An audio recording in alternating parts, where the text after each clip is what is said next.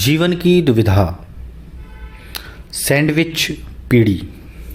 Sandwich पीढ़ी एक ऐसी पीढ़ी है जो इस समय सबसे ज़्यादा मौजूद है।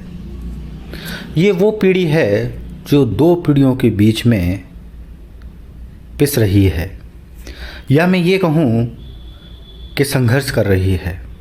इन दो पीढ़ियों के बीच में फंसा हुआ व्यक्ति सैंडविच की तरह होता है, जो पुरानी पीढ़ी और नई पीढ़ी के बीच में सामंजस्य नहीं बिठा पाता। दोनों ही तरफ विचारों का टकराव होता है। अगर कोई व्यक्ति शादीशुदा है और उसकी शादी को 10 साल हो चुके हैं, तो हो सकता है कि वो एक सैंडविच पीढ़ी का उदाहरण हो। जो सैंडविच पीढ़ी के उदाहरण हैं, उनकी जो स्थिति है वो कुछ इस तरीके से है कि उसके परिवार में बुज़ुर्ग माँ बाप, एक या दो से ज़्यादा बच्चे और खुद की महत्वाकांक्षाएँ और परिवार की आवश्यकताएं मौजूद होती हैं। ऐसी स्थिति में एक सैंडविच व्यक्ति अपने विवेक का प्रयोग अपने परिवार को चलाने में कैसे करेगा, ऐसा उसके साथ संघर्ष जारी है।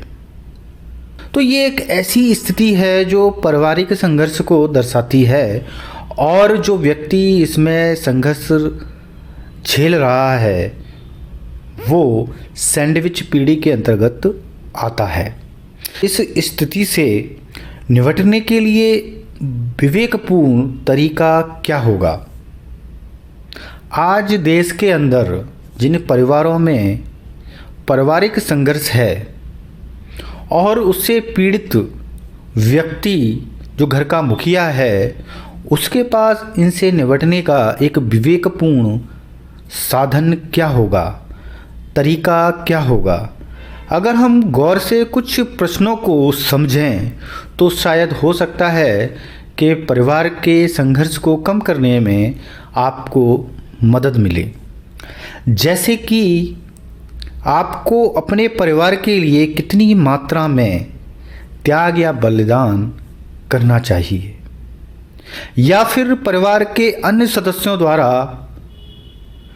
परिवार की खुशहाली के लिए कितना त्याग और बलिदान करना चाहिए।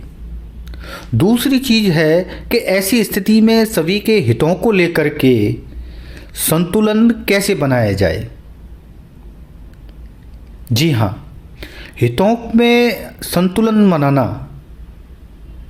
परिवार के लिए और परिवार के मुखिया के लिए इतना ज़रूरी है कि किसी भी परिवार को अगर उनके हितों के अनुसार संभाला जाए या सामंजस्य बिठाया जाए तो परिवार के अंदर खुशहाली का माहौल देखा जा सकता है।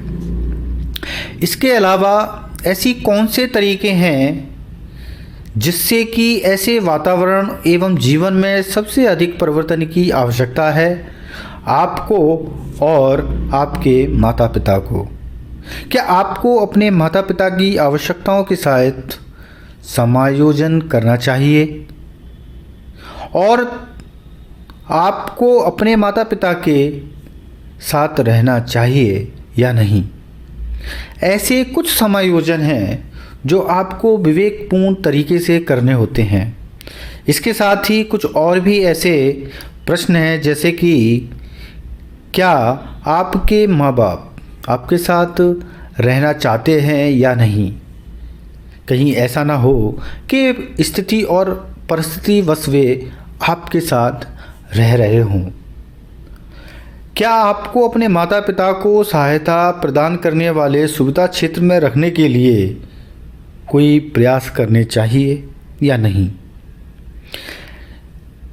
ये वास्तव में ऐसे कठिन विकल्प हैं जो एक परिवार में सामंजस्य बिठाने के लिए ज़रूरी होते हैं।